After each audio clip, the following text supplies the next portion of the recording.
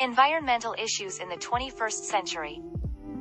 The modern world increasingly resembles a giant landfill. Burning garbage adds harmful emissions to the atmosphere.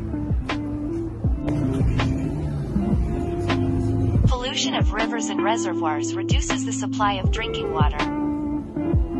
Rapid industrial growth and urbanization have disrupted the balance of human relations with nature. Among the global environmental problems at present, the following can be noted.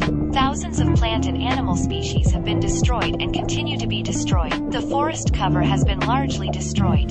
The world ocean is not only depleted as a result of the destruction of living organisms, but also ceases to be a regulator of natural processes, as well as humanity throws out a large amount of garbage and waste. The atmosphere in many places is polluted to the maximum permissible size, and clean air becomes scarce.